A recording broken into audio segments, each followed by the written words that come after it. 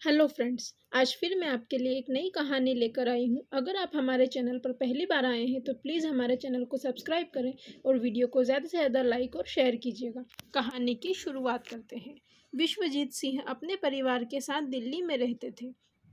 उनके परिवार में 2 बेटे, 1 बेटी और पत्नी मंजू थी। बहुत सुकून भरी जिंदगी थी। वह एक कामयाब दिल के डॉक्टर थे। खुद का हॉस्पिटल खोल रखा था। साथ ही एक बड़ा सा बंगला बना रखा था। मंजू भी डॉक्टर थी। लक्ष्मी जी की विशेष कृपा प्राप्त थी। मंजू, हमें भगवान ने बहुत कुछ दे दिया, बस अब बच्चे भी हमारी तरह डॉक्टर बन जाएं तो हमारे इस सपने को और भी विस्तार देकर हमारा नाम रोशन करेंगे। विश्वजीत और मंजू दोनों ही अपने बच्चों को अपनी तरह एक कामयाब डॉक्टर बनाना चाहते थे, पर बच्चों के सपने कुछ और ही थे। नहीं पापा, यह डॉक्टरी हमारे बस की नहीं। यह भी कोई जिंदगी है? पहले किताबों में घुसे रहो, उसके बाद मरीजों में। जब इमरजेंसी आए तो न दिन का पता न रात का। नहीं, मुझे तो आसमान में उड़ान भरनी है, रमन बोला। मेरा सपना इंजीनियरिंग का है पापा, विपुल बोला। मैं तो मॉडल बनने के लिए पैदा हुई हूँ, देखना एक दिन टॉप की मॉडल बनूंगी पापा, रूही बोली। जैसी तुम लोगों की मर्जी, अब तुम लोग बड़े जो हो गए हो, करो अपने मन की। विश्वजीत ने बच्चों पर जबरन अपने सपने नहीं थोपे। एक बेटा पायलट बन गया, दूसरे ने इंजीनियरिंग कर अपनी राह पकड़ ली। मंजू ने बेटी को बहुत समझाया, बेटी रूही, यह चकाचौंध की जिंदगी में सुकून नहीं है, कोई और राह चुन लो, अपनी जिंदगी को ठहराव दो, मॉडलिंग की जिद छोड़ दो बेटा। नहीं माँ, मैं खाना छोड़ सकती हूँ पर मॉडल बनने का शौक नहीं।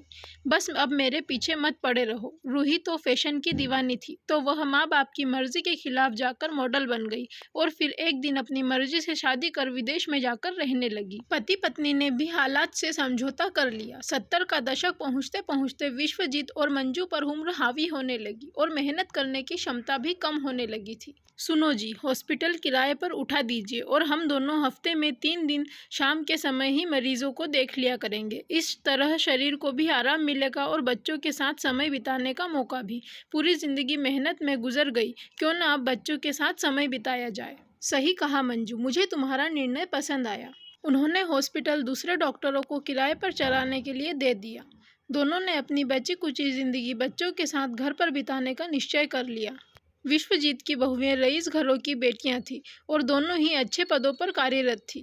घर के काम के लिए नौकर चाकर लगे थे। दोनों पति पत्नी डॉक्टरी छोड़कर पोते पोतियों के साथ घर में अपना समय बिताने लगे। जब तक दोनों अपने अपने कामों में व्यस्त थे, सब कुछ अच्छा चल रहा था। अब माँ बाप का पूरे पूरे दिन घर पर रहना बहुओं को अखरने लगा था। बस यही से परिवार में छूट फूट कलह की आवाज़ें उठने लगी। दीदी, आपको नहीं लगता मॉम डैड बच्चों को हमसे दूर कर रहे हैं? हम ऑफिस से आते हैं फिर भी बच्चों को कोई फर्क नहीं पड़ता। पहले कैसे दौड़ कर आते थे। सही कहा। अब 2 घड़ी आराम से बैठो तो बहू, कैसी रही दिनचर्या, क्या क्या किया आज। अब यह कोई बात है? आज़ादी से सांस लेना मुश्किल हो गई है। विश्वजीत और मंजू सब सुनकर भी शांति से सब अनदेखी कर रहे थे। उन्होंने धीरे धीरे बच्चों और बहुओं से दूरी बना ली और अपने कमरे में सिमट गए। मंजू मन ही मन दुखी होती पर खुश रहने का दिखावा करती रहती। एक दिन दिल के दौरे से मंजू विश्वजीत को हमेशा के लिए अकेला छोड़कर इस दुनिया से विदा हो जाती है। मंजू के जाने के बाद अपना अकेलापन दूर करने के लिए विश्वजीत रोज सुबह शाम बगीचे में पहुंचकर अपनी उम्र के बुजुर्गों के साथ वक्त बिताने लगे।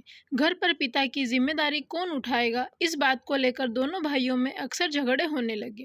भैया, यह ठीक नहीं है। आपको पहले पता था कि निशा के मायके में शादी है और हमें वहां जाना जरूरी है, फिर भी आपने विदेश घूमने का प्रोग्राम बना लिया। दोनों चले जाएंगे तो पापा के साथ कौन रहेगा? विपुल बोला। अरे, तो हम अपनी छुट्टी खराब कर दें? पिताजी, मेरे अकेले की जिम्मेदारी है क्या? पिछली बार भी तुम लोग बिना बताए घूमने चले गए, हमें मजबूरी में टिकट कैंसिल कराने पड़े, रमन गुस्से में बोला। वे घूमने चले गए तो चले जाओ ना, वैसे भी नौकर चाकर हैं तो फिर हम क्यों अपने शौक छोड़ें? विपुल बोला। आप दोनों बेकार ही झगड़ा कर रहे हो। डैड को बोलो अब प्रॉपर्टी का बंटवारा कर दे, उसके बाद उन्हें वृद्धाश्रम भेज देते हैं। वैसे भी घर पर रहते हैं तो या कमरे में बंद रहेंगे या बाहर हम उम्र के लोगों के साथ। इससे तो बेहतर है कि वो उनकी जिंदगी जिए और हम हमारी। क्यों भाभी? निशा की बात का समर्थन सबने किया।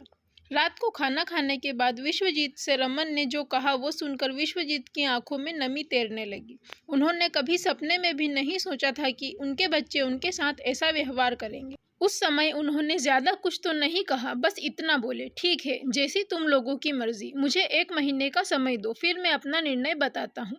उस दिन से विश्वजीत रोज सुबह नाश्ता करके घर से निकल जाते और रात को घर लौटकर आते थे।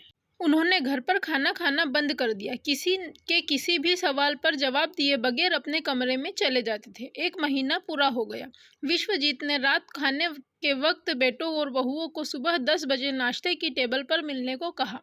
कल सुबह ठीक 10 बजे यही सब मिलना, मुझे वसीयत की घोषणा करनी है, सो वक्त पर मौजूद रहना।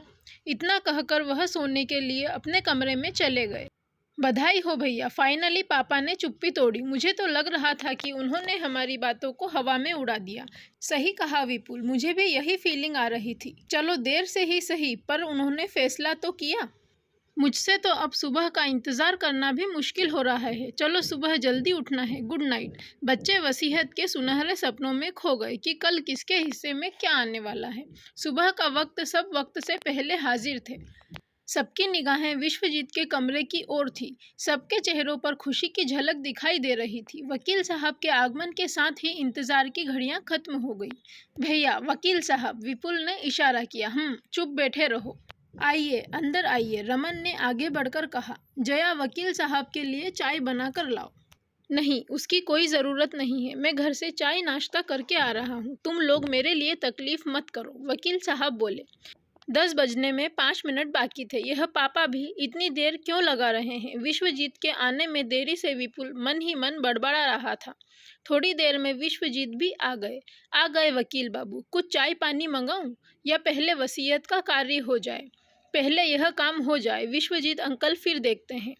पापा ने आपको घर भी बुलाया है। वकील सुमेर विश्वजीत के दोस्त का बेटा था। वसीयत में क्या लिखा गया, उसकी घोषणा होने लगी। फिर वकील साहब के एक एक शब्द के साथ बेटे और बहुओं के पैरों के नीचे से जमीन सरकने लगी। घोषणा इस प्रकार थी। विश्वजीत सिंह ने पूरे होशो हवास में अपनी चल अचल संपत्ति का आधा हिस्सा वृद्धाश्रम चलाने वाली संस्था को दान में दे दिया है और इस घर को खाली करने का तुम लोगों के पास 1 महीने का वक्त है।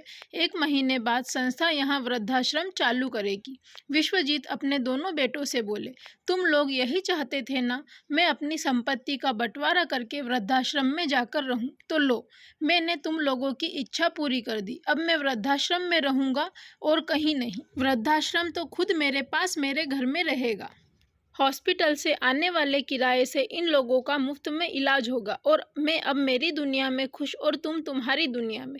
बस मैं कुछ और नहीं बोलूँगा। तुम जैसी औलाद के लिए यह सबक ज़रूरी है। जाओ और अपने जाने की तैयारी करो। दोस्तों, आजकल के बच्चे अपने माँ बाप को बोझ समझने लगते हैं, पर वे यह नहीं जानते कि उनके खुद के भी बच्चे हैं। भविष्य में वो भी उनके साथ वैसा ही व्यवहार करेंगे जैसा वो अपने माता पिता के साथ करते हैं। अगर आपको हमारी ये छोटी सी कहानी पसंद आई हो तो प्लीज़ हमारे चैनल को सब्सक्राइब करें और वीडियो को लाइक और शेयर करना ना भूलें। Thank you for watching.